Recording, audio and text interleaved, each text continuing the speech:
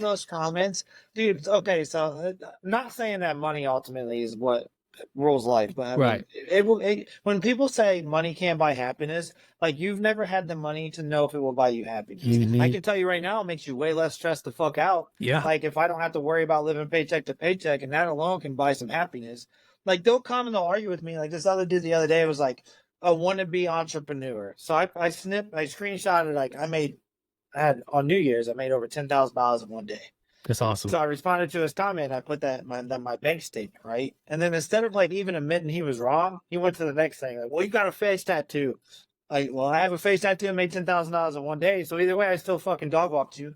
Yeah. Like,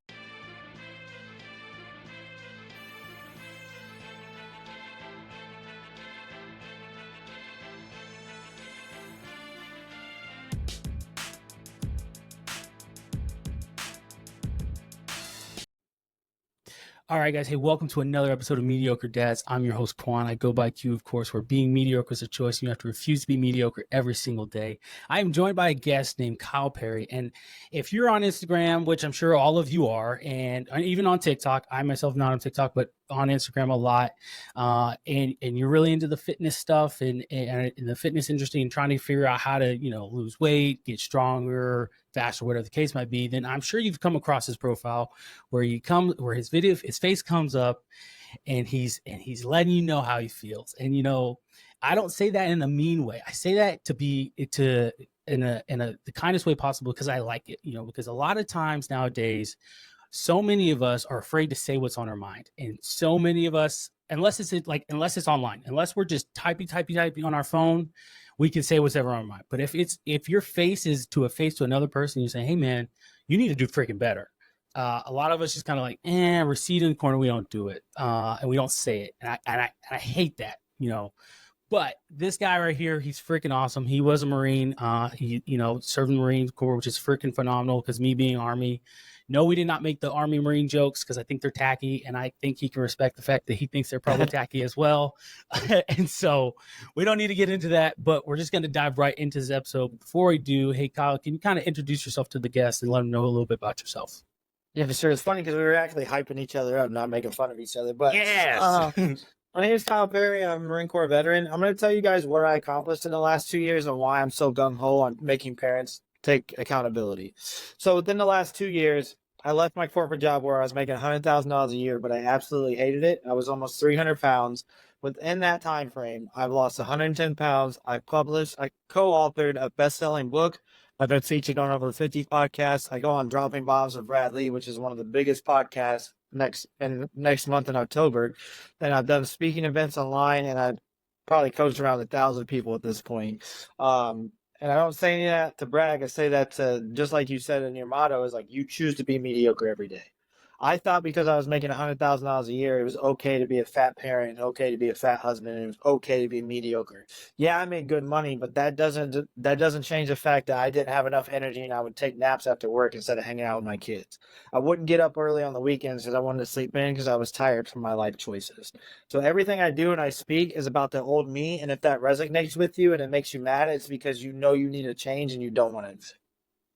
That's freaking phenomenal, man. So you left the Marine Corps and then you went and you got this corporate job, right? And when all of us, when most of us we're like, hey, I'm ready to get out, whether it's the Army, the Marines, the Navy, the Air Force, whatever the case, we're like, hey, we're kind of like, hey, I'm just ready to go. I'm just ready to move on to the next thing. I want to make that more money, make my time worth the money that I'm making, and whatever the case might be.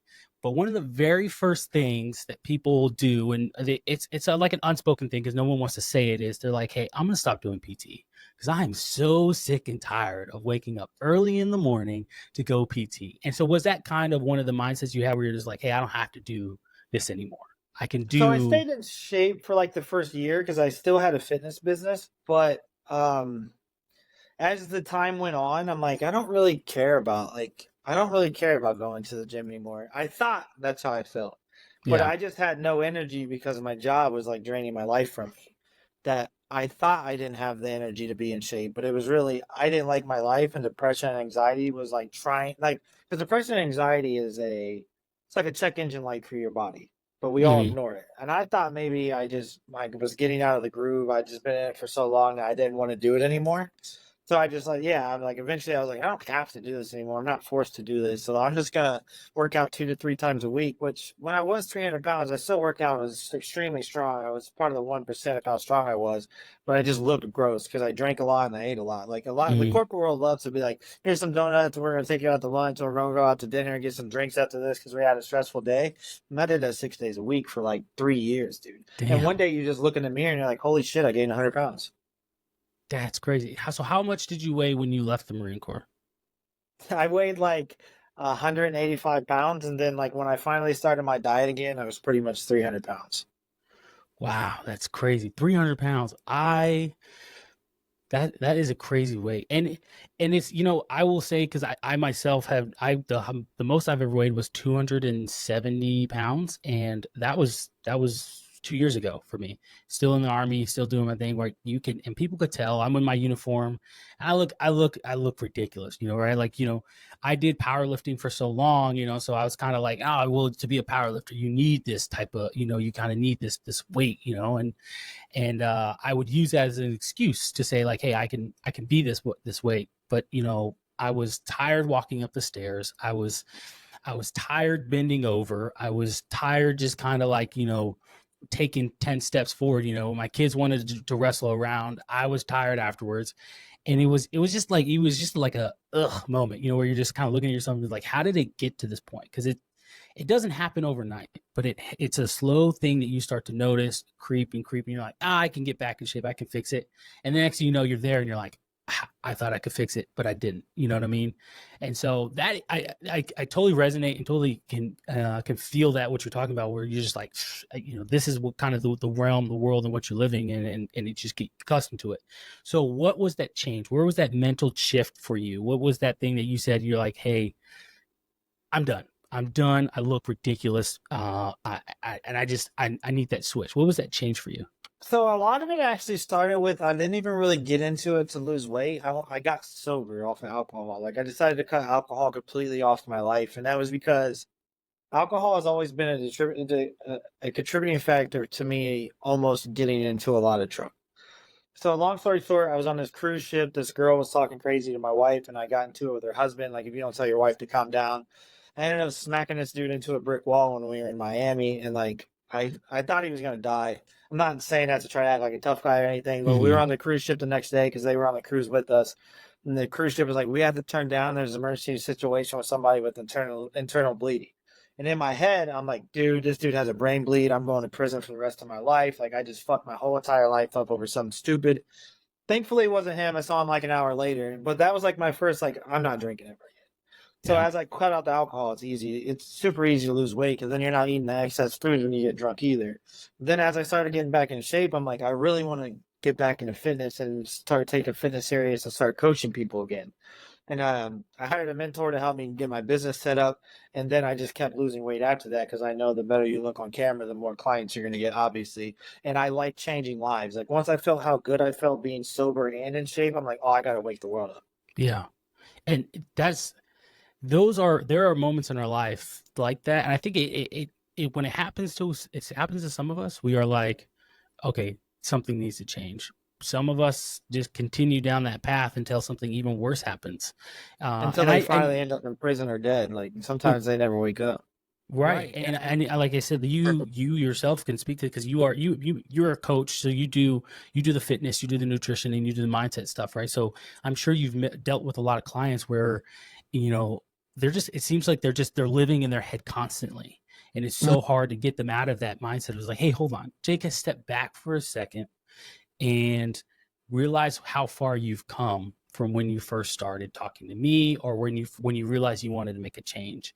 Because I think we get so trapped in our mind so easily, say, okay, nothing's happening, nothing's changing. Oh, I've lost 5 pounds, but I'm still 270 pounds, or 260. I'm 265 now, but I'm still, obese, if you will. Oh, I'm my kids, I'm still tired bending over. I'm still tired walking upstairs. I can still barely run, So like we get so trapped in our head. It's so easily just to say like, I want to give up. So did you ever feel that way? You're just like, I'm ready to give up, or was There are it just times when, like, like, I would see people drinking and eating. I'm like, damn, that looks good. And then, but then, like, I would like sit back for a second and I would look at those people and I'm like, I don't want to look or act like any of these people ever again in my life. Mhm. That's how it, like, it sounds like people be like, that's egotistical, but like, if that's what it takes to motivate you, then that's what it takes to motivate you. So, like, I would sit there and I'm like, that dude's super overweight. Like, that dude's belly's bigger than his pregnant wife. Like, I don't want to look like that. So I'm not gonna drink. And that's how like sometimes still, like I've been sober for a year and a half. And I just went to a Jelly Roll concert last week and I'm like, dude, these guys look like they're having so much fun drinking. And Mhm. then like all these fights started breaking out, like of these drunk idiots. I'm like, oh my God, I'm so glad I don't drink anymore. It's Because like, dude, they were getting kicked out like 3 hours before Jelly Roll performed. Like, bro, you spent 200 hours to get here and you got what? drunk and acted like an idiot and got kicked out. Like, so like those are the times when I just look in the message behind it and I'm like, that could have been me if I was still drinking, so I'm just not gonna drink still. Did your wife ever say something to you like, hey, like maybe you should change, or you're drinking too much, or like, or was it just kind of It's like, hey, such a normal thing in my area that like it didn't even really like until I got super sober and she realized how much of a better person I was. That's when she's like, yeah, you definitely shouldn't drink anymore. But like one time, dude, my wife found me on my steps in my own puke throwing up, and then like we went out and drank the next night. oh wow, And like people justify alcohol, like, oh, it's just alcohol. But the crazy thing is, my best friend died of drugs when I was 21, when I was in the Marine Corps. damn, sorry The to hear same that. way, but it was drugs. But like in our head, we're like, oh, well, that was drugs, though, so it's not as bad. But there's a lot of people that die by throwing up and puking on themselves and Hmm. drowning in it from alcohol. Yeah. Like alcohol really does a lot of damage, and there's even a lot of studies out there showing now that like even one drink a week is really detrimental to your brain, and we still do it. Ah, man, it's really encouraging to talk to another person like yourself, because so I stopped drinking, what is it, 6 weeks ago. I'm really big into bourbon and Buffalo Trace, Eagle Rare. Oh my goodness, they are my favorite bourbons, and I'm talking two shots neat, and I sip on those, and I'm loving it, right? But this was, like I said, like 6 weeks ago. I'm sitting there and I'm like, I'm coming home from work and I'm coping with the stress of work by drinking, and I don't like that, right? Because I'm putting my kids to sleep with bourbon on my breath. I'm kissing them goodnight, and I don't want the image of me in their head to be um, just a dad who has bourbon on his breath, kisses him goodnight, huffing and puffing, like, and I didn't want that. I was like, so you know what? I'm going to stop, because I don't want, like I said, I didn't want it to be I don't want to be I'm drinking because I'm stressed out. I don't want that to be happening. I want the reason to be drinking because I want to be having fun. I want to be with people I care about, that care about me, and we're having a good time, right? But I was like, that doesn't happen as often now, but still, I didn't want it to consume my life, because it has already consumed my life once, and I almost got kicked out of the Army for it. I did do drugs, and most of my followers know this, but I failed the UA, and you being in the Marines, you understand what it is to fail a UA. And I thought they were for sure going to kick me out, so I was fully prepared to get kicked out of the Army. But when I failed the UA, that's when I was 270 pounds. We had found out my wife was pregnant, and we were having another girl, and they shipped me off to Kuwait to go work with the Marines, as a matter of fact. And I was, like I said, I have the photo to this day of me just in my shirt, and I'm just like, I can look like I could barely breathe, because it's almost like my chest and my neck are just like up here together, and I was, you know what I mean, just ridiculous, and that moment, though, before I left, I realized, I was like, I'm one drink away from becoming alcoholic, and I need to stop. I didn't stop drinking, obviously, but I toned it down a lot. But again, like I said, 6 weeks ago, my life changed when I was like, I'm done. I had my last sip. I finished the bottle. I threw it away, and I said, I'm not going to go buy another one. And I haven't ever since. So it's really refreshing to engage with another person who understands, and who themselves is like, hey, I don't want to drink, because you realize what the things that it does to you, the harm that it does to you. But the military really promotes it, right? Even though they sit there and they tell you all the time, like, oh no, we don't promote alcoholism, we don't promote this, like, but have fun, hanging out with your boys. But the idea of being with the guys, you know what I mean? Like whether you're in the barracks or not, is this idea of someone's drunk doing something stupid, and you guys are just kind of like making fun of that person, or you're all drunk and there's always that one that really takes things too far. But it's still funny because you got your friends with you, you can kind of reel them in. But like, it's an environment built on of fun always includes alcohol. When you go to the ball, and does the Marine Corps have a grog? So yeah, and the funny thing is, the Marine Corps was born in the bar, so like it's even worse. Yes. Like they brag about that shit. Yeah. And that's great because I can only imagine. So like, I was stationed at, when I was stationed at Fort Hood, and, or even Bragg, and people would talk about like, oh yeah, I got a friend who's a Marine, blase. And it's like, oh yeah, they drink us under the table. And I'm like, man, they really be drinking like that? I was like, it's bad, bro. Is it like, it's bad. Is it like every weekend? I mean, I imagine it's every weekend. It's like every day, bro. I remember I used to go, did no lie. We used to go get drunk till like 3 in the morning, PT at 5. And then like 4 days a week, 5 days a week. Oh man, it's bad, bro. If I called my buddy right now and I asked him like how many beers would we drink on a weekday, it's like we would drink a 24 pack, go to the store, get another, like between 4 of us. So pretty much we would all drink around 24 pack, and then dang. And like, if I'm not like, they would never do this, but I swear if they ran a study, like I guarantee the military creates the most alcoholics out of everything, every single industry. Oh, 100%, 100%. We breed alcoholics because I think they use it as saying, hey, alcohol is, because it's legal, it's a coping mechanism, and for sure it's easy to use alcohol. As you mentioned, it's an excuse to say, hey, I can drink because I've had a bad day, or I can drink because I've had a great day, or I can drink because I have a great week, or I got promoted, or my buddy got promoted, or my buddy had an Article 15 case, but they dropped it, so F you UCMJ, and we're ready to go. Like it was just there was always a reason, or we were always finding a reason to drink. There's always a going away. There's always someone got promoted. You can use alcohol for good or bad. I had a bad day. Yeah. We had a bad week. Someone died. Someone didn't die. Like any way that situation went, you can drink for it. Yeah. No, my buddy went to jail, so now we got to drink for him. Like, or he did go to jail. Let's drink to celebrate. Like either way, you can drink for the situation. Like, it's funny because it's so true, and all my military buddies, and even sure your military buddies can totally resonate with that. Just like, it's so true. You find any reason to drink and consume alcohol. But what I really wanted to dive in with you was, as I was looking at your videos on Instagram, and it never fails. Look at the comments, guys.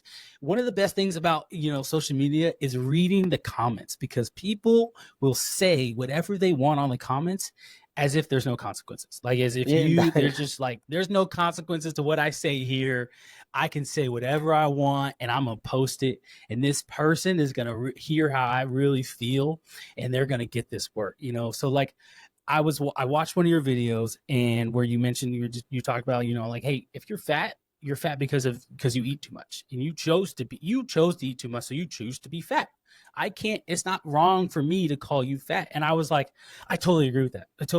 Like I know several fat soldiers, and which, by the way, I've never seen a fat Marine in my life. I don't know if they exist, but if they do, you have to tell me, because I've never seen a fat Marine in my life. So the reason you don't really see them is because they like hide them. So like if they're like a fat Marine, they won't put them in gate guard, or they won't put them on deployment. So like they'll punish them so much they pretty much get forced out. Like there are people on BCP. Like when I was in my power building phase, like I almost got put on it.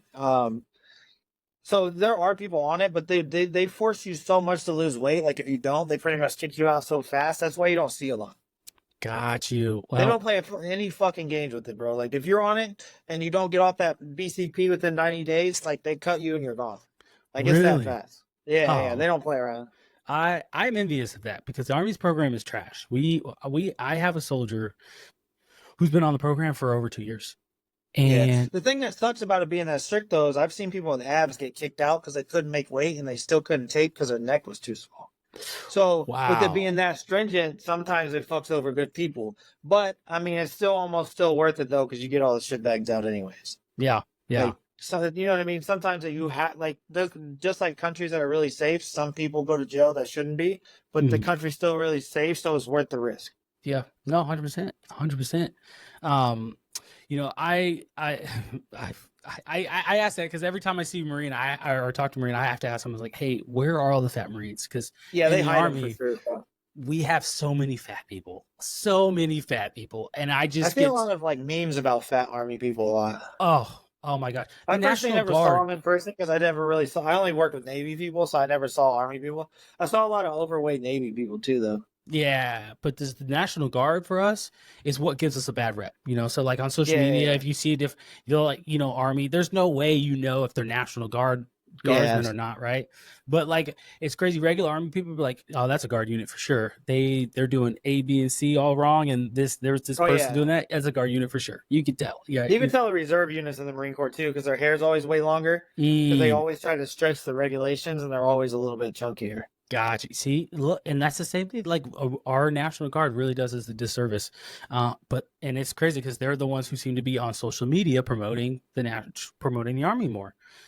So again, they do us a disservice. So many fat Army people. It's frustrating. But I wanted to talk to you really again. Sorry, sidetracked. I want to talk to you about the comments, people who comment on your stuff because they don't like what you say. Have you always been this type of person? I imagine you have been, but have you always been this type of person where you're like, I'm not afraid to say what people Oh, don't want to hear? dude! Ever since I came out the womb, I've been a fucking gangster, bro. There you If you go. Google my city, it's one of the worst cities of crime per capita in all of America. So, like, I grew up with like gangbangers and crazy people. Like my buddy just beat a murder charge, like not saying he Dang. did or didn't do it. But like there's stuff that happens in the city all the time and like people like this dude I grew up with just shot a cop. I'm not saying I condone it, he's an idiot. But like that's the type of stuff I'm used to. So when these people are like, you can't say that on the internet, like bitch, I literally like can say whatever I want because where I'm from, you just show up on each other's porch and handle it. Like you Yeah. guys will cry. Like, dude, I respond to a comment and then they'll start playing victim. They're like, dude, you really got so mad because you responded to my comment. Like, no, dumbass, you commented on my videos, so I responded for more content. Like, don't comment on my videos and I won't respond to you. I've Yeah. never been like this is the thing about social media. I've never been on my phone scrolling like this, like I really hate this fucking video. I'm gonna sit here and talk to this dude. Like they come to my page and then they play victim and I respond to their comments. That's one thing I never understood. Like I could tell you there's about like so many things on social media that I'm like, I don't like what you said, or I don't like this, or like whatever the case might be. But the first thought for me is not to be like, I should leave a comment. They should Sometimes I really. like the shit, like just because, like, damn, if you're that, like, even though it's against what I say, like, if you're that, like, passionate about it and that, like, confident to come on camera, like, that's still badass, bro. I'm not gonna sit there and argue with your thoughts. Mhm. Like, now, if we were on a podcast and we disagreed and we wanted to talk about it, but I'm not gonna go on that video like you're a fucking dumbass. Like, I'm not gonna waste my time because you're not gonna convince some other. Yeah. But Well, I'm that's definitely responding to the comments on mine every single time for sure. It just gives me more content too, and then like they're so delusional in their head, bro. Like this dude the other day commented on a video, he's like, I bet you're a bitch in real life. This dude had hair down to his ass, was like skinny fat, plugs, like I have plugs, but his plugs are like this big. And I was like, who like I was like, bro, I bet your house smells like cat piss. And then he was like fucking melting in the comments. I'm like, dude, like if you would have just never called me a bitch, like, cause I didn't even say like the thing is, like, I make aggressive videos, but I don't sit there and say, like, I'll beat your ass or, like, I could fight you or I'm the toughest dude. I'm just like, dude, if you're fat, you're fucking fat because of your choices. If you're broke because of your choices. Like, it's that simple in life. Life is really that simple. And they'll come like, I bet you're a stupid bitch in real life. Like, bro, you would never say that in public to me ever. yeah. But because there's a fucking keyboard on your hand, now all of a sudden I'm a bitch. Like, and first off, what does that have to do with me saying the truth? Yeah. Or they'll be like, you got a face tattoo. I'm not going to listen to you. Like, I make more money than you. You probably should listen to me. Like, why do I have a face tattoo and still successful? Why wasn't that the question versus you have a face tattoo, so you're wrong? Yeah. We use the image of people to say like, well, because you're this, you don't know, you couldn't possibly know what you're talking about. Or because you have, again, a face tattoo, you couldn't know what you're possibly talking about when it comes to this, right? And I find it so amazing that there are people in this world, I'm like, okay, I am not a woman, and I've never been a woman, and I've never been pregnant before. My wife has been pregnant before. That being said, I can tell you that being pregnant in a lot of ways is uncomfortable. Right. I've never been pregnant before, but I can tell you it's uncomfortable. So just because I haven't been pregnant myself doesn't mean I can't tell you the truth and the reality. If you talk to any Exactly. pregnant woman, they're going to be like, "Hey, this sucks." They love it, you know, in a weird. It's like a weird way, in a weird way. Like, you know, don't get me wrong, you're creating life, and so I'm sure they love it because they understand their body's going through those changes. But they'll tell you in the moment, they're like, "This sucks. I'm uncomfortable. Oh man, I'm sweating in places never sweat before. Like, it's just uncomfortable, you know what I'm saying?" But like, again, I can hear that and be like, I can bet you're uncomfortable sleeping at night because you have a big belly and you're trying to navigate how you're sleeping on your side, sleeping, you know what I mean? So I know it's uncomfortable. But then, you know, like, people will just sit there and be like, well, you couldn't possibly know how to make $1 million. How do you know? I just got done telling you I made $1 million. But then you're telling me I don't know how to make $1 million. I don't get it. What do you mean? When I just did respond it. to those comments, dude, okay, so not saying that money ultimately is what rules life, but I mean, Right. it will. When people say money can't buy happiness, like, you've never had the money to know if it will buy you happiness. I can tell you right now, it makes you way less stressed the fuck out. Yeah. Like, if I don't have to worry about living paycheck to paycheck, and that alone can buy some happiness. Like, they'll come and they'll argue with me. Like, this other dude the other day was like a wannabe entrepreneur. So I screenshotted, like, I had on New Year's, I made over $10,000 in one day. That's awesome. So I responded to his comment. I put that in my bank statement, right? And then instead of like even admitting he was wrong, he went to the next thing. Like, well, you got a face tattoo. Like, well, I have a face tattoo and made $10,000 in one day. So either way, I still fucking dog walked you. Yeah. Like, and the thing is, it was back to the fat thing. That's what they always start off with. I'm like, if you're fat, it's a choice. And then they're like, well, you're a wannabe influencer. Like, bro, I literally have collabs with CT Fletcher, Stan Efferding, the biggest fitness people in the entire world. And then this nobody tells me I'm a wannabe influencer.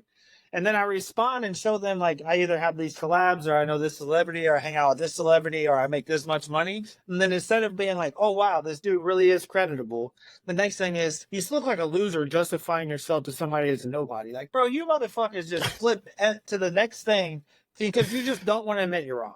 Like, well, just admit if you're fat, it's because you're fat, because it's your choice. Unless, dude, there's only like 1% of the entire world that like has trouble losing weight, but for some reason, somehow, everybody has a fucking thyroid problem online. Oh, well, I think in America and or the Western countries, right, we have created an obsession with food, right? Like, we have, if you go, I'm sure you know, on TikTok and Instagram or X, whatever it is, someone's always posting a photo or a recipe, or saying like, let me tell you about this amazing meal I just made. And you should just, I'm not going to lie. If you look at my story right now, my wife made some amazing dinner. So I did post my food. One in the few, I don't do it often. So I will acknowledge that here and there, but I will say again, there's so many these recipes and these things online people are posting, and you're like, hey man, cool, got it. But then there's also these people who will go to the store, buy those things, and just eat those things in just ridiculous amounts. And I'm like, you are okay. It's great. Eat it. You can try it for the first time, but then stop it. Like, my kryptonite is ice cream. I love ice cream, but you know what I don't keep in my house?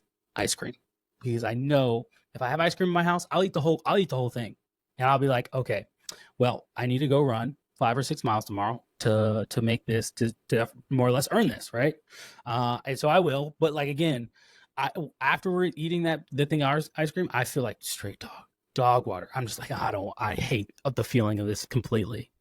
So here's the counter argument I actually agree with some of the haters. Like, even like, I understand why I get some of the hate, because there's some dumbass fitness people out there, bro. Yeah. Like, the amount of clients I've taken on, and I'm like, so we're going to start you on these macros, who've already had a coach before.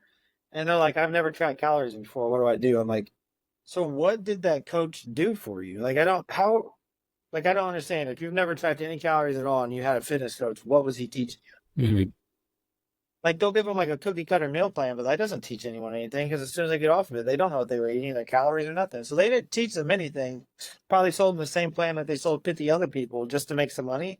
And now that client is lost when they get off them and they lose their weight back. Like, dude, if you don't teach them how to fundamentally, like, what their calories in versus calories out is, which is basic, and you can teach someone in like 30 minutes, like, what do you even teach them?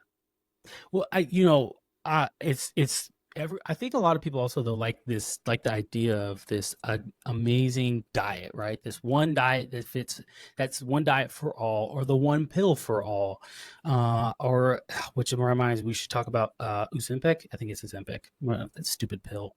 Um, and they're like, hey, well, I got this diet, and I'm doing this diet for X amount of time, and I'm working out, and they do lose weight. Don't get me wrong, you lose weight if you apply consistency, you will lose weight. However, they'll complete their diet, and then they'll go right back to what they were doing, and they'll gain that 10 to 15 pounds back like it was nothing, because their body was like, oh yeah, this is what I'm used to. This is all the sugars and the fats. Like, this is what I'm accustomed to. And like you said, they didn't learn anything. And so Nothing. They starve themselves to lose weight. And then my favorites are like my wife or my aunt lost 40 pounds on keto. I want to try keto. I'm like, did she gain it back? Yeah, she did. So why the fuck would you want to try it? She had failed. It didn't work. It wasn't a successful diet if you gained it back, bro. Yeah. And you, like, there are diets that like, I would never want to be on keto for the rest of my life. I would never want to be on keto I tried keto for like 30 days. And let me tell you, I was like, I'm over this. I'm really it's a cool tool, it. bro. Like, it's cool. Like, it's like, it'll teach you, like, really why I like keto is it teaches you the discipline. You can stay away from certain things. And then once you learn that, you can do that. And if they slowly reverse themselves back into adding carbs, it wouldn't be bad. But what they'll do is they'll do like 16 weeks of keto, and then that same day flip it back to eating 500 carbs. Like, you just fucked your body up, bro. Yeah. Oh yeah. Bad. Your body has no idea what to do with those 500 carbs. You have to introduce it slowly. Mm-hmm. Yeah, and that's one thing I was told about keto is it's not meant a thing for for longevity, but if you do get back to regular eating, if you will, you have to slowly reintroduce those things back to your body, because it's like a shock to the body, and like you said, your body's gonna be like, it's like, I don't know what to do. You just gave me basically you just put like dope in my arm right now, and I'm just freaking, I'm wired. You know what I mean? That's the same thing with like, people go too extreme too fast too. Like, dude, you've been overweight for 13 years. You don't need to cut out all the pop, all the cigarettes, all the drinking, all this, all that right now, because the chances of you staying on that is like, you're going to fail. Like, cut out just smoking this week, and then cut out alcohol the next week, and then cut out some pop and switch it with diet pop, and then cut out this food, just your breakfast. You know what I mean? When you slowly start to incorporate the lifestyle, because that's why diets fail, because they're like, this is fucking miserable, dude. I don't like any of this. Like, because your body likes to stay in a state of homeostasis. So if you take it all away at once, you're going to get really bad migraines. You're going to feel weird. You're going to feel off. Even though that stuff's bad for you inherently, your body got used to having it. Yeah. So those flip the switch so fast. Like, dude, you have been overweight for 13 years. Just let's take it really slow so you actually lose the weight and never gain it back this time. Well, what is one of your most successful clients that you've had, right, when it comes to fitness? Like, where they've lost 100+ pounds, what was the most successful client you've had? So my most successful client, because I do mindset, fitness, and nutrition, he lost 40 pounds. He got abs. His wife lost 50 pounds. She got abs. That's awesome. He gained so much confidence in himself that he left working for his grandpa, making $16 an hour as a contractor, and opened up his own business. And I have screenshots of this. And the network, I know a lot of people in my community, just him using me because he had such success. I started referring him to everyone I knew for contracting. And I made him like $140,000 in like 3 months. That's so amazing. Like, it was just a chain link effect of him hiring a coach that had a good network to actually taught him how to lose weight, to help him build the confidence. Like, I'm like, bro, why don't you just start your own business? You've been doing contracting for 12 years. And he's like, well, I just don't think I can do it. But as he started to get in way better shape, the confidence level just goes through the roof. And then he starts to get around people with mindsets like me and all my friends that are like that. And now he's like one of my best friends. And like, it just all started from him losing weight, though. And then his wife lost weight because he lost weight. And then he got so confident of himself. And this year, he actually just retired his wife. And he just works full time with his own business. That's amazing. That's amazing. So, and I have lots of testimonials like that, but he's just like, he became one of my best friends on top of it. And like, now he's another good asset for me to have, because then I just keep referring him to people, and I build my network better, because when I refer someone that does good construction, but this dude owns a medical facility, now this guy knows what I do. Now he gets me into sober living houses. So we feed off of each other. Yeah. So like, if one impacted life really turns into thousands. 100%. I think that's amazing, right? Because you you started with one thing, one goal in mind, which is I just want to lose weight, right? And you reached out, and then now to where he is, it's amazing to see how mentoring someone can really change everything in their life, right? And I try to tell people all the time, it's like, hey, find you a mentor. It's amazing what a mentor can do. And it's some people they're like, oh, that's tacky. You know, I'm not going to go listen to another man to tell me what to do, how to live my life, or who does this person think they are? They think they're better than me. Like, no. They have a message. They want to share it with people. And, you know, you pay the fee, you know, pay the toll, if you will. And then you reap the benefit, reap the reward of it. You know, it's an amazing thing to go there for one thing, gain so many other things, gain a friend. And now also you're like, oh, I can retire. I do not deserve. My apologies. They just don't get it, man. Like, I paid $20,000 to my mentor, and people were like, "You got scammed." Like, bro, I've met Birdman since then because of him. I've met Andy Frisella. I've done all these amazing things. He taught me how to run my business. I don't have to work a 9 to 5. I get to hang out with my kids. Even if I never made more money ever again, but I stuck at how much I make right now, I would forever be grateful just because I get to stay at home with my kids every day. That alone is worth $20,000 to me. Yeah. And like, people were like, well, you wasted $20,000, but like, they waste that in a year on alcohol, cigarettes, food, and all the stupid shit. I just invested it in a better way. Well, it's crazy to say like you wasted $20,000 when it's like, okay, you say I wasted $20,000, but again, look at the influence I have on you to even comment that I've wasted $20,000, right? And them fuckers don't even have $20,000 saved to their name to be able to spend it. Most of them have $20,000 in credit card debt, right? Yeah, they're it's like, crazy. You spent $20,000, you got a scam. Like, you don't even have the money to spend, bro. So don't tell me how to spend my money. That's the thing about society, bro. We have all these. I always, like, every speech I start off with, I'm like, there's winners and losers in society. And I'm going to create some winners today. I'm going to create some losers today. Because the thing is, someone's going to come out of here hating me. And that's the loser. Because they don't want to admit that I was right. So they'll go so far off the beaten path to prove me wrong that they stay a loser the rest of their fucking life. And it's true, bro. Because if every winner creates a loser, bro, go to Andy Elliott's page and look how many fucking losers are in his comments. Just straight bums. Like, you're such a fucking idiot. You have no idea what you're talking about. Like, dude's worth millions of dollars, and they're telling him he's wrong. That's, again, I can never understand that. How could you tell a person who clearly is making a lot of money? I say clearly meaning like there is a clear delineation between you and that person, right? You're gonna be like, hey, yeah, like they're making money. They're clearly making money. They're not flashing a Maserati or something, or they're cashing on their videos, but you can clearly tell, like, okay, that individual makes some money. They make some good financial decisions, right? But then again, other person who doesn't not make good financial decisions is living with their parents. It has the audacity to say, it's like, you don't know what you're talking about. You haven't even tried it. How do you know? How do you know that's the case? You don't know at all. They don't. It's such a fucking frustrating thing, bro. Or they'll be like, they love this argument. Like, they'll do a straw man argument. They're like, yep. Would you let Trump around your kids? Like, what the fuck does that have to do with him being the president, bro? He'll never be around my kids. Like, what are you talking about? Like, they love to do that with people. Like, I would never want you around my kids because you cuss too much. What does that have to do with me getting you in shape, bro? I'll never be around your kids anyways. My kids have heard me cuss, and my kids, the difference is, and this is what I tell people all the time, the difference is my kids understand and know that's a bad word. And they know they won't say those words. Those words are reserved for adults. Now, again, I stopped cussing. It's a path of which I've chosen. Totally fine, right? And but I tell people all the time, they get nervous, right? People get nervous, a little nervous around me because I tell them, like in my future, I do want to be a pastor. And so they get nervous and they're like, well, they stop cussing. They start saying certain things. I'm like, no.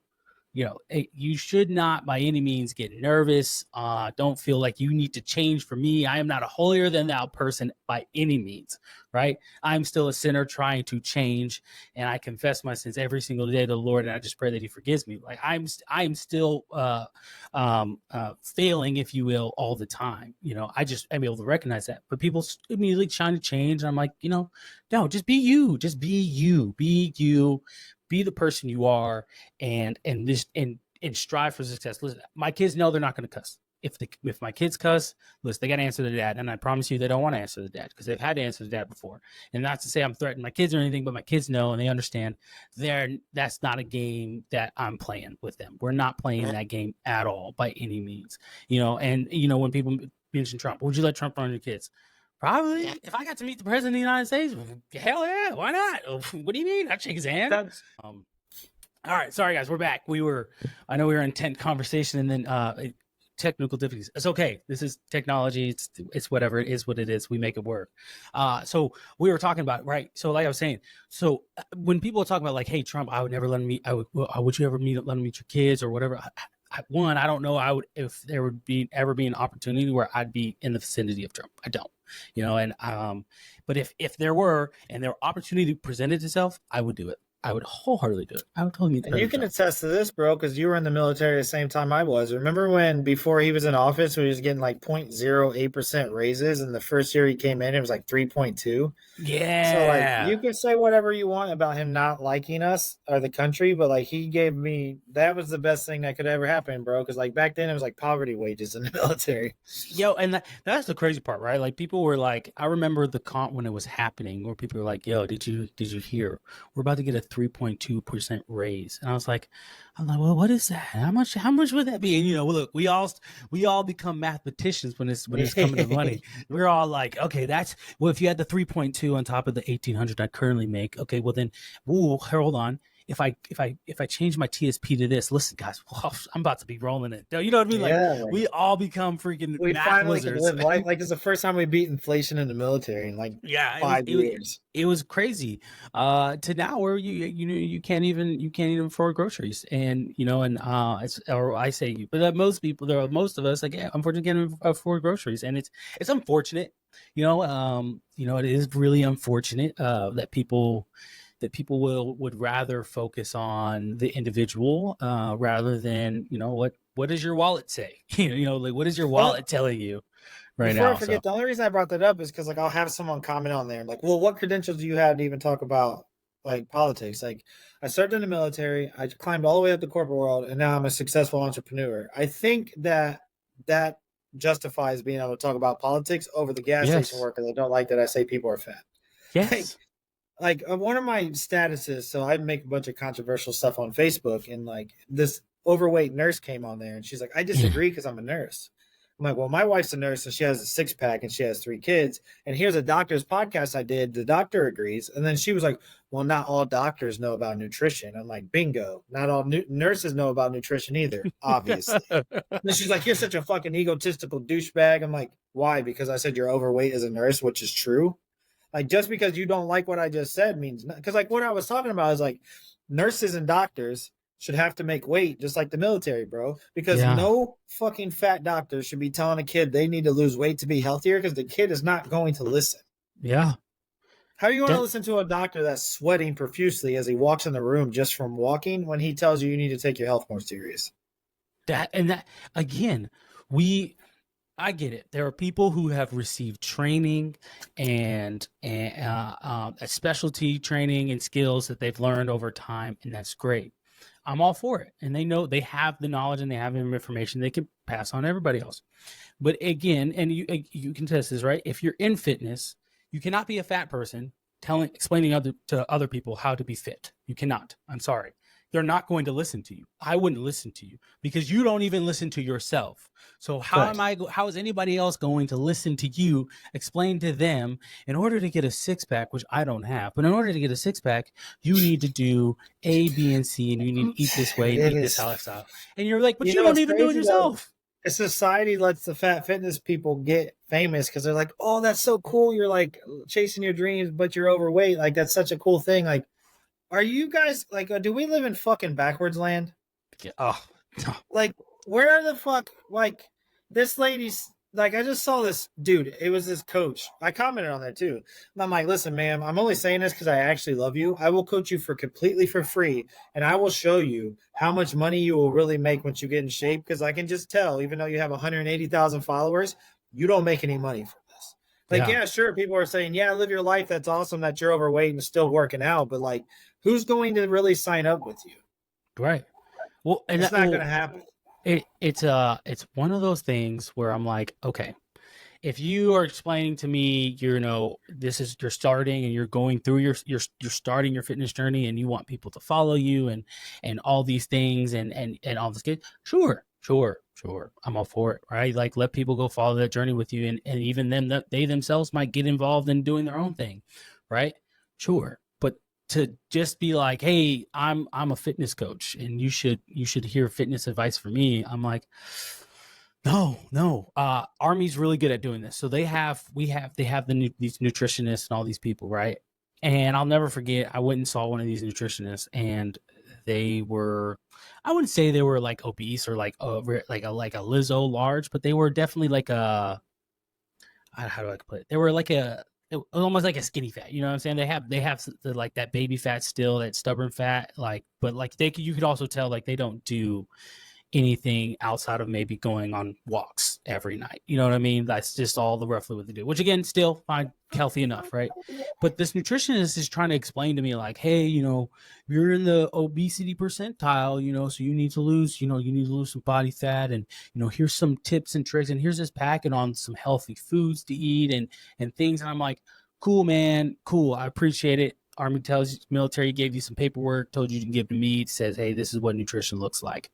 But guy, it's really hard to listen to you when I can see your gut sitting there right there in front of me, and I just gotta. Have you ever done a bod pod before? They do get your body fat percentage, and yeah. Like so, like I was doing the bod pod. That's what I was doing, and so then I'm like, I almost want to be like, you should get in the bod pod, and we should compare our stats, and then if mine are better than yours or worse than yours, then I'll listen. But if I have a very serious question. Have you ever seen a nutritionist that look like they're in shape? No. Everyone I see that like says they're a nutritionist online, they never look like they are in shape. Well, okay, so why is that? And maybe you I don't can't answer for know. all of them, but like I have no idea. But like not like the majority of the ones I've seen the ones in the military too. Is like I've never met one that looked like they were in shape. And then like the last time I did one of those body fat scans, I was like 12.3% body fat, and like people will come like sometimes on my videos are like, oh, you say you're fat, but you have your face looks round. And then I'll show them a video of my abs, and they're like, oh, you're at victim weight. Like they just flip it. Like, dude, you can't win with these fucking videos.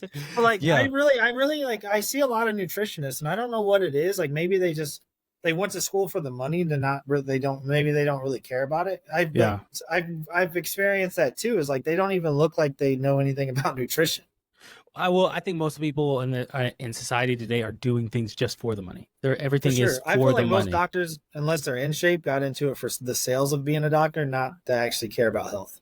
No. We don't do anything for the betterment of as a whole, for ourselves, for society. We do things purely for our benefit and our reward and what it will bring for us, the notoriety it will bring for us, rather than what can it do for the people around me, or in this case on my podcast, right? How can I have the most impact for those people that want to watch? And because I do care about myself, and I have to hold myself accountable.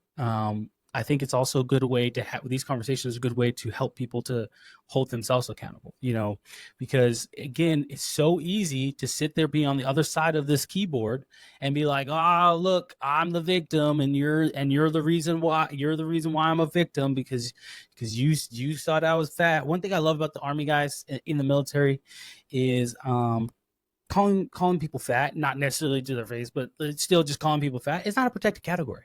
It doesn't fall into the EO, the sharp or anything. It's not a protected category. Yeah, you so like all day long. That's why it doesn't shock me when I say it, because like in the Marine Corps, bro, like you'll be walking by and I'm like, hey, fat ass, why do you look like that in uniform? That's literally what happens. I'm not exaggerating. I'm not no bullshit. When you go into boot camp, you walk into boot camp, they're like, you're a fat, stupid fuck. Your wife's getting fucked by all your friends. Your parents hate you. Welcome to boot camp. And then as they go on, you become their brother, and like they give you your ego globe and anchor, and you realize it was all just to break you down to build you up. And that's exactly what my content style is. Like I don't coach, like I'm not getting on this screen when I'm on my mentoring group. Like, you stupid fucks, you're not I don't coach like that. Like I break them down in my videos to where they realize they need to make a change, and then I build them up from there. Like I'm probably one of the best coaches as far as like actually mentally understanding the shit that people go through actually affects their life. but that doesn't mean that it so justifies you being fat or you being broke or you not taking care of your responsibility as an adult. I just understand where you're at right now because of that, and I can get you out of it if you just have enough common sense to realize I love you enough to tell you you're a fat fucking idiot right now. Yeah. Like, that's the thing, bro. Is like they'll be like, you only care about the money. Like, you're fucking crazy. Because if I cared about the money, I would take the politically correct way and get way more famous way faster instead of telling you you're a fat fucking idiot from your choices, which isn't going to resonate with all the people, but it resonates with the people that I actually know will make a change. Because there's way more money in being politically correct and being woke and all this other stupid shit. If I didn't like you and I didn't love you guys, I would do that. You know, like, I'm not going to sell myself out for that shit, though. I'll burn my business to the fucking ground before I become politically correct ever. And that's, I think that's one of the reasons it is so successful is, and I don't have any statistics to prove it, but I think the reasons I think that way is so successful is because it's few and far between now. Everyone is trying to do the politically correct thing. They're trying to say the politically correct thing. Like, oh, hey, well, you're just big boned and I get it. And, because of this thing that happened in your life, I get it. You need to, we need to figure out and work how we can help you and get you in, better shape and shift your mindset. No, F that, dude. Like, no, like, hey, like, I don't need you. I know you're not in that person's face 24/7 to say, hey, oh, now my dogs are going crazy. Yeah, because my kid just came home. Oh, nice. I guarantee you, my daughter is at the door or outside, just ringing the doorbell or making big noise. I guarantee you. That's what my kids do. But it's great. But it's a thing that people are like, I don't know what it is. It just seems it seems raw. It seems real, and it is real and it is raw. It's rather than this, let me tell you what you want to hear type of BS, right? Because after you get fed this what you want to hear, you're kind of like, hey, are you just like validating what I'm saying and I'm just wasting my money with you, or are you actually helping me, or is there a benefit to me working with you? So I get a lot of, well, why don't you just mind your fucking business? I'm like, okay, so why don't you mind your business about me not minding my fucking business? Take your own advice. Like, you're being a hypocrite. Yeah. But like, dude, the thing is, it is our business, right? So I actually just made this video today on my Instagram, and I'm dropping a YouTube video right after this. And the title of the YouTube video is "Obesity is Ruining America." Is obesity cost America $210 billion a year? Okay. Good Lord. If people don't think that doesn't raise our taxes and raise our insurance premiums, they're out of their fucking mind. Because if an insurance company knows that 95% of factory workers are overweight, those premiums those factory workers pay on that insurance plan they sell that factory is now more expensive. They're not going to lose their money because they know obesity has X, Y, and Z, and the percentage of you doing this, this, and this is going to cost their company this much money. They're not going to lose on it. They're just going to upcharge the premiums. And that's a real statistical fact. And then people will come and put their feelings over facts and like, well, it's not you to say, or it doesn't affect you at all. It absolutely affects each and every one of us. 73% of America is overweight right now, and 43% of those 73% are obese. So if you want to be able to set yourself apart at job interviews, all you have to do is be in shape, and you've already beat 73% of your peers. Period. Well, it's crazy, and you can speak to this, right? Like, when you start getting in shape, or when you start working, say you're out of shape, when you start working, get into shape, things change. The chemicals in your body changes, and the confidence that you get within yourself, because when you look in the mirror, you're like, dang, I do look good. I'm proud of myself. I do this where I'm like, I'm proud of myself. I look good, but I was like, I don't want to get too prideful, so let me, I still got some ways to go. Right. And I do. But it's your confidence. It's the way you carry yourself. You're different. The way you talk to people is different because your body is changing, and you can see it. Your family can see it. The people around you can see it, and things around you are changing because you're no longer in this mindset of just woe is me. And that is one of the greatest things to ever happen, where now I walk into a room and I'm serious. I don't know what it is. I walk into a room, and I just, me being me, I'm naturally a confident person. But I remember I asked my soldiers, I say, hey, how do you see me when I walk into a room? Like, how do you kind of like, what do you guys see when I walk in the room? Right. Because I have in my head envision how I see myself, but what do you guys see? And they're like, well, are you sure about this, Aaron? And I was like, yeah, go ahead. Tell me, tell me what you got. Like, I want to see or hear how you see me. Right. So every single time I've asked two different soldiers this, and at two different times, and this is how they describe me. They're like, well, you kind of walk in like this, and you just walking around, just looking around, and gets looking real aggressive. I was like, oh, I mean, I'm not mad or anything. They're just like, no, we're not saying you're upset. You just have a lot of presence, and I'm like, cool. Honestly, I'm just walking in the door and going to my office. Like, I don't know, like, I don't know what to say. That's just their perception, because like, and people are gonna like try to say we're egotistical, but it's true, bro. Because like, so I always, like, my wife and my kids notice it when we go out public. I mean, dude, I'm 6 foot, I'm jacked, I'm like 210, I'm tatted, I got a face tat. Like, my tattoos are colored, like I'm tatted to the fit. People stare at me everywhere I go. And like, people try to say it's in my head or whatever, but like, we went out to eat with my son's friend the other day. We walked in, when we left, he's like, dude, I felt like everybody was staring at us.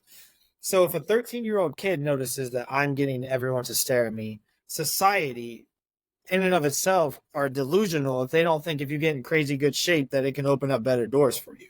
Because if the random people at Applebee's notice me out of everybody else in there, then that goes to show you, when you show up to a job interview like that, this person holds himself to a different stature, and they're like, oh shit. Because I used to hire and fire people, bro. If you had the exact same resume and the exact same like weighted scale on this interview, if you were jacked and this dude was fat, I'm picking the jack dude every time, because he's already shown me he can beat you as a peer.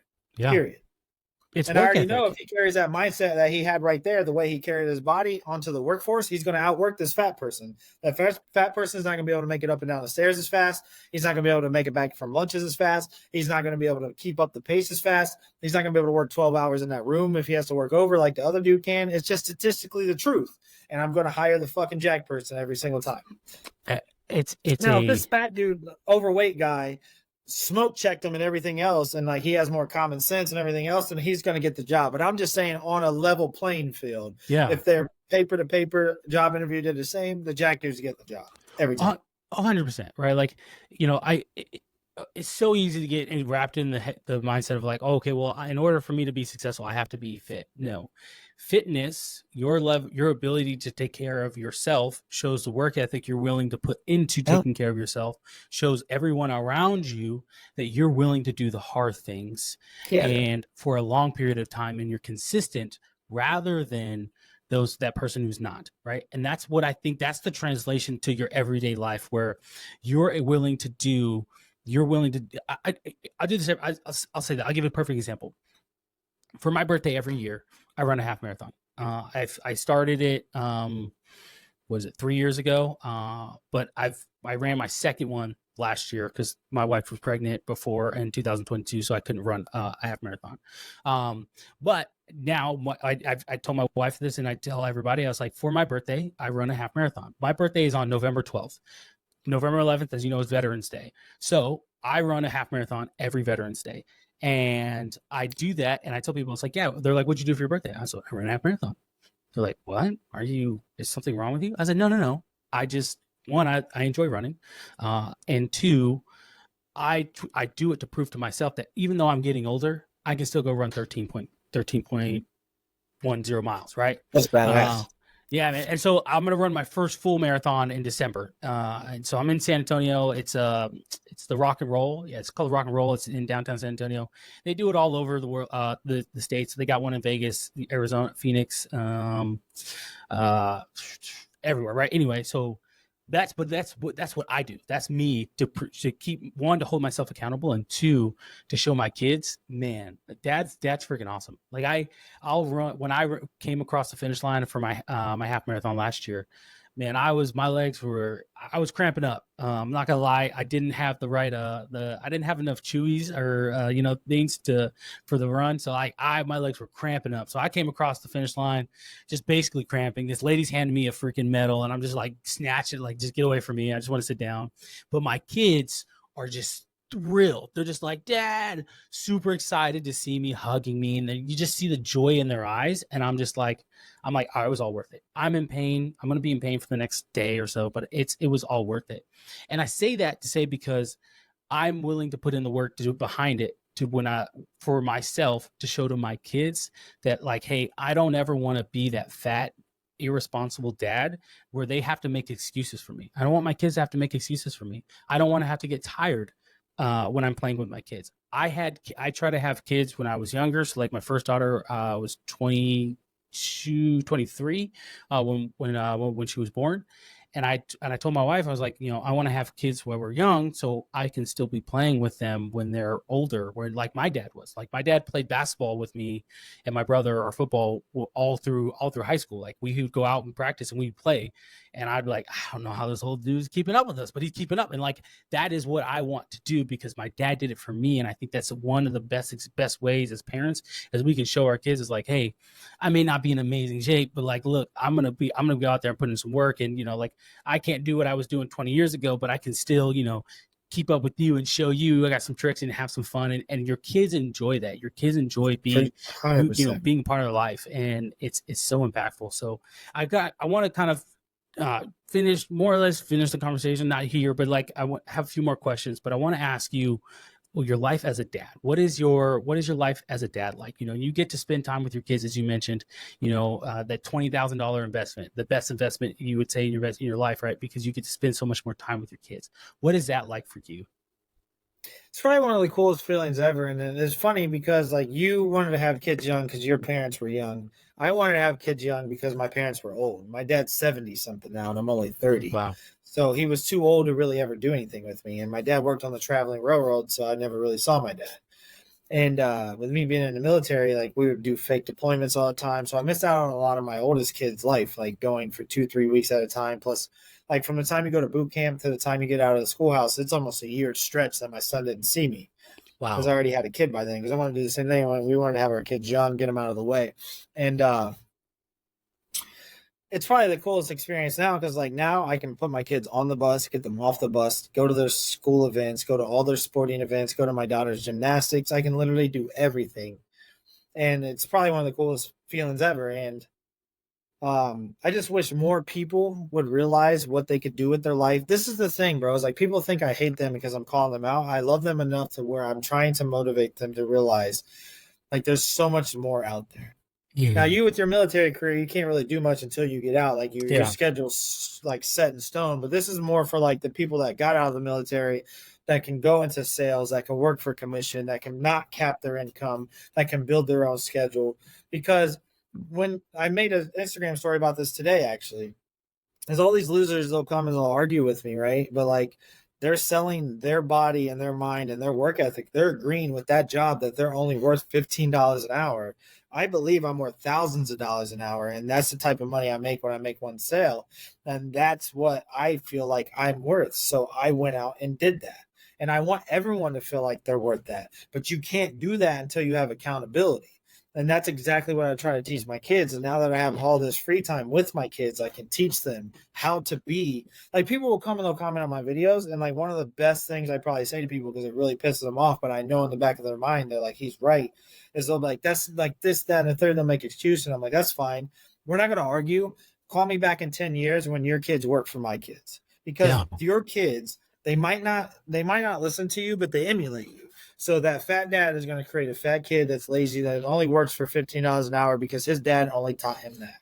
If I teach my kids that they can be everything they want to be for the rest of their lives and I never backtrack on that, they will be whatever they want to be. That's what I hate about society. They tell kids, like, you can be an astronaut, you can be this, you can be that. But as soon as they're 18, you're like, go get a real job, you fucking bum. Don't try to be a rapper. Don't chase your dreams. Don't go try to be a social media influencer. Don't be a gym guy. Don't be this. But for the first 17 years of their lives, they're like, chase your dreams, chase your purpose, and do what you want to do. And then we put them in a box as soon as they turn 18 because they're an adult. Our society is so fucked up compared to other countries. Like other countries, they all live in one house and they all drive nice cars because they all put their money together. They all teach their kids how to invest. And then they're like millionaires. Like, dude, a bunch of Arabic people moved in my area and they bought like all the gas stations up. And I was talking to one of them. He's like, yeah, my dad bought every one of my siblings a gas station. That's freaking And then dope. like Americans will be like, fuck you, you came from money, that's daddy's money. Like, dude, don't be mad at the dad to outwork your dad. Be mad at your dad for not working hard enough.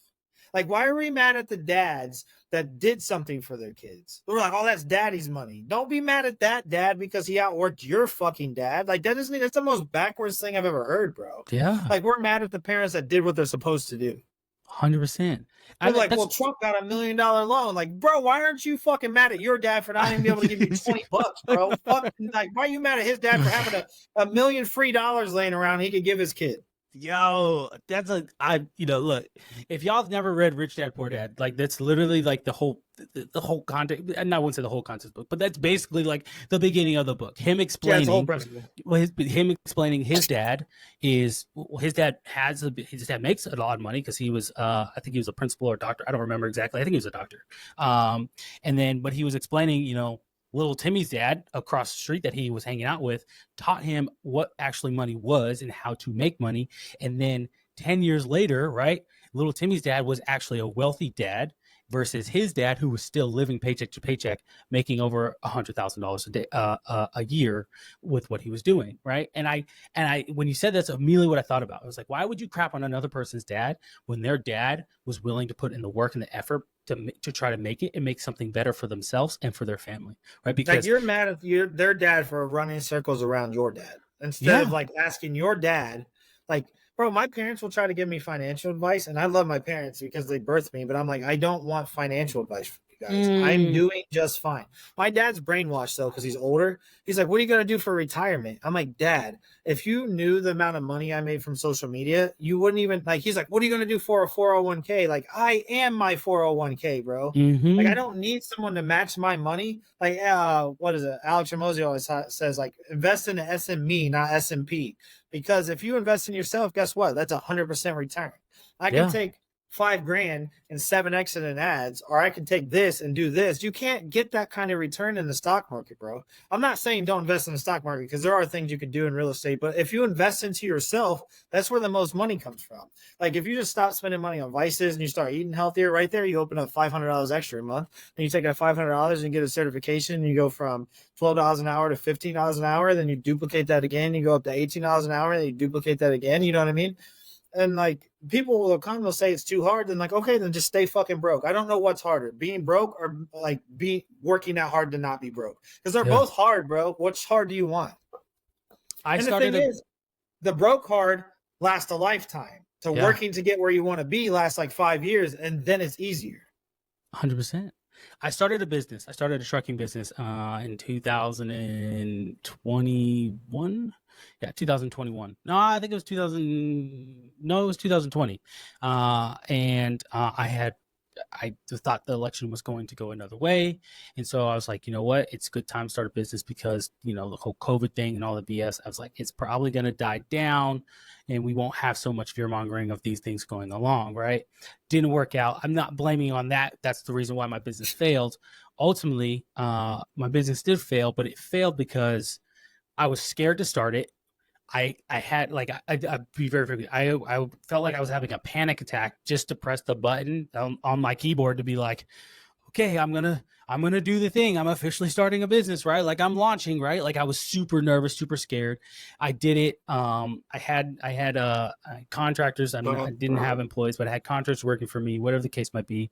And I'm trying to sell them my mindset of like, hey guys, look, this is how the breakdown is. You've signed a contract. You're going to do this thing, right? It was freight brokering. I was like, so like, we're going to do this thing. You guys, when you make a deal, I was like, you guys get 60% of the 60% of the sale, and I get the 40, and that 40 is going to go back to business. And we're just going to keep doing that, keep doing it. Right. None of those people wanted to work hard. They wanted me to do all the work for them and then give them the money. And then they say like, look, well, we're doing so well. And I'm like, no. You need to work your butt off. I was like, guys, I go to work. I wake up every morning, and for the Army, I said, I wake up at 5 o'clock every morning. And the first thing I do, because I'm doing two different things, is one, I got to check what you guys got going on. That's one. Two, then I got to go to work and I got to deal with pain in the butt freaking soldiers. And then throughout the day, you guys are calling me, asking me questions, whatever the case might be. It was a whole ordeal, right? Whatever the case might be. But the business failed, and I learned so much from that business failure that I was like, I loved it. I loved that experience. And people think I love me crazy, and they're like, but it failed. And I'm like, and I loved it. I was like, it was a thrilling experience to do.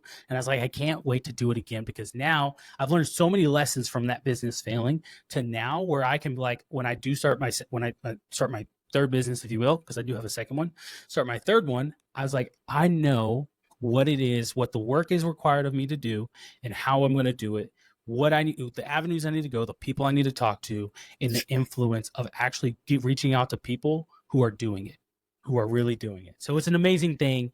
And I say all to say it because when your kids see you being successful, and they will see it because they see everything you do, man, oh man, they'll mimic you, they'll copy you. And when they're older, you'll be like, I don't know where you got this from. And it's like, they got it from you. You just didn't know they were watching. You just didn't know what they were watching. It's sad too, because then you see the mediocre parents. You're like, dude, your kids are set for failure, bro. 100%. Well, like when people let their kid. This is one of my biggest arguments. I'll just end with that whenever, because I want to leave it with that. So whenever we're close to ending, let me know. Well, I'll go back to we're close to ending right now. You go ahead and go. Right, go cool. what you got. So this is what one of my biggest arguments are, is that part where I say don't hate the parents that outworked your parents. Is the other part is like, how can you say you love your kids, right? But you're setting them up for getting bullied. And people will come and they'll argue like, well, there shouldn't be bullies. Well, motherfucker, there are. Yeah. So the best thing to do to prevent them from getting bullied is don't let them be fat. Make sure they shower and smell good, and make sure they take care of themselves, and make sure they have a mindset that makes sense. Like dude, I saw this kid the other day. No lie, bro. He was probably like 12 years old, and he was like 300 fucking pounds. And I'm like, dude, that parent should be charged with child abuse, neglect, and that kid should be taken away. That is just as bad as somebody doing drugs in front of their kids. Like, they're setting that kid up for failure. They're setting that kid up to get picked on. They're setting that kid up to not have a great job. They're setting that kid up for every aspect to fail. And if you tell them that they're a lazy parent, you're the bad guy. If you tell them they should be charged with a child endangerment, you're the bad guy. But like, it's fucking true, bro. There's no way you can tell me you have deep, passionate love for that kid when you're letting him be that fat. 100%. You're doing all the things that make your life easier to get that kid to shut the fuck up when you don't want to parent him. You're letting them have the video games. You're letting him have the cookies. You're giving him the pop. You're giving him all the bullshit. And I'm not sitting here saying I'm the best parent, bro, because like I'm a very busy person and my kids do play electronics. But I teach them nutrition. I teach them how to be respectful, and I teach them to always set the standard around them. And when I started taking my life serious, my daughter started doing better in gymnastics. Then my kids started doing better in school, and their attitude started improving. So I'm living proof that it only takes one person changing their life to change thousands of lives. My friends started doing better. My community that actually listened to me started doing better. I started getting invited. I have a big giant speech in my town Tuesday, and it all started with me changing my life first. And like, that's the thing, is like, we hate on the fucking successful people and the bad people. And they paint us as bad people, and we paint like the parent that gave their kids $1 million. I'm going to buy my son, when he turns 16 in 3 years, a badass car. And people are like, well, why would you give him a badass car for his first car? Because motherfucker, I worked for it, period. Yeah. Like, don't be mad at me because I don't have to give my son a $500 car that you had 16 fucking years to plan for, bro. Or these parents will be like, you shouldn't say that all these gifts are from Santa because there's like kids that don't have a good Christmas. Why do I have to downplay my kids' religious Christmas and my kids' Santa's beliefs? Because that fucking parent didn't work. They smoked cigarettes and drank beer and had a whole year to plan for Christmas. I'm not changing my household because of your lazy household. If your kids' feelings get hurt, good. I hope they come back and fucking ask you why Santa didn't give them enough for Christmas. And I want you to sit down and say, Santa's not real. I'm fucking fat, lazy, and spend all my money on drugs, cigarettes, alcohol, and fast food over my kids. That's what I want you to fucking say. But instead, they're going to be like, some people's lives are just hard and Santa missed our house because they don't have any fucking accountability, bro. Accountability is the biggest thing. No one wants accountability. In all of society. It is. And you being in the Marines, you can totally attest to this. Younger soldiers or Marines, when you're in charge of them and you say, hey, listen, you need to be accountable for your stuff, your actions, and your attitude. And they look at you and they say, like, no, F you, how dare you, blase, blase. And that's when the tops come off and then, whatever. But nonetheless, you're like, hold on, like, hey, man, you need to be accountable for yourself, right? Like, you do. Look yourself in the mirror and say, I am going to be accountable for me. I tell people all the time, I've read Dave Godin's first book, Can't Hurt Me. And one of the best things I took from that book was an accountability mirror. And he would write on his mirror all his goals, all his failures, all his successes. And he would say, hey, he goes, every morning I'd go brush my teeth. And when I would flip that light on, I'd look in the mirror, he goes, I would see all of the things that I said I was going to do, and I didn't do, or the things I did do, or whatever the case might be. He goes, but that accountability mirror is one of the greatest things he ever did for himself, because it was one of the reasons that he was able to get from that 300 plus pound person to who he is today. Right. And I tell people all the time, I don't care if you read the book or not, whatever. It doesn't matter. Create an accountability mirror, or create something that writes it down and holds you accountable to say, this is what Quan said he was going to do. And he did it or he didn't do it. And that's it. And that's all it goes down to. Sweet. Man, I love these conversations because I'm passionate about these conversations. And I love when the other person I'm talking is passionate about it as well, because, it really shows. And I hope it really shows to people like, hey, we care, right? Yeah, might call you fat. I don't care. Stop being fat. It's easier said than done. And for some, trust me, I get it. If you truly have a medical issue that it's preventing you, but guess what? You can make small changes now that will benefit you 10 years from now. And you're not willing to put the time in. Do you want to be hard on yourself and have to do a diet, or do you want to have to do the diet after you have the heart attack? That's the thing. Yeah. It's coming regardless, bro. I mean, I had a friend that was 35 years old that suffered a massive heart attack, and guess what? The next day when he survived it, he couldn't have salt in his foods. He had to eat the most boring diet ever, and he couldn't have a lot of carbs, and it's like literally more boring than any diet you would have to do just to lose weight. So you're either going to have to do it now, or you're going to have to do it when those life consequences hit you. Yeah. Or you die. You might not even make it to get to the fucking second option, actually. And that's the crazy part. We don't realize how important, how valuable life is until something could take it away. And it's something so small, such a small decision of, I could have just walked. I could have just gone walking, or I could have stopped eating that the cereal or drinking the soda, or whatever the case might be. You could have done these things and you didn't, and then it was too late. And you're saying I regret this. Why weren't there people around me to tell me? And it was that's the thing, bro. I made a video the other day before we wrap it up. Is I made a video saying that everyone that doesn't correct their friends, bro, you're a fucking serial killer. If any of your friends have died from the choices they were making and you sat and watched it, you killed your fucking friend, bro. And then you have the audacity to come online rest in peace, bro. I can't believe this happened. Bro, you know why that fucking happened, and you played into it. Mm-hmm. You were too afraid to say the thing that you knew that needed to be said. You were scared to fucking hurt that dude's feelings, so instead you let him fucking die, bro. Yeah. And that's the crazy part. Man, I love these conversations. I appreciate you coming on, Kyle. I really do. It's awesome to talk to you. Hey guys, all of his stuff will be in the description below. You can find all of his pages to TikTok, Instagram, all the social media, and to his website, right? Listen, guys, I'm telling you, it's totally worth it. Find yourself a person like Kyle that can really help you change your mindset, because a lot of this does start with mindset. I get it. We want to do the fitness and the nutrition stuff, and we can do it, but your mindset is what's going to be able to carry you over the hardest part when you're in that middle of that fast or that workout, right? It's that mindset is what's going to carry over. And so you really have to start changing your mindset slowly but surely and getting in the right place. And then all these things will fall into place. And I guarantee you'll start to understand as we are having this conversation, why we are where we are in our mindsets, and why it sounds like we sound pompous, but really we're here to help you and help you improve your lives on an everyday basis, guys. But hey, that's all I got. Before we go, Kyle, you got anything you want to say? You guys just got to take accountability, man. You don't want to be 40 years old asking yourself, what the fuck have I been doing the last 20 years? Because sometimes it is you woke up too late and you're going to have to play so far catch up. It's going to be unreal. So if you're listening to this right now and you feel any type of way, fitness and mindset is an emotional state of mind. Pack your lunch right now for tomorrow or you're fucked. If you wake up tomorrow, the motivation's gone. The motivation will never be there 24/7. No. Oh, man. Military motivation is freaking fake. All right. I'm telling you guys, motivation is fake. So that's all I got for you guys. Hey, God, thanks for joining. Hey, guys, thank you for watching. Of course, subscribe to Mediocre Dads. Follow us on Instagram. Go to my website, mediocredads.net, and check some stuff out we got on there. But That's all I got, guys. Mediocre Dads out.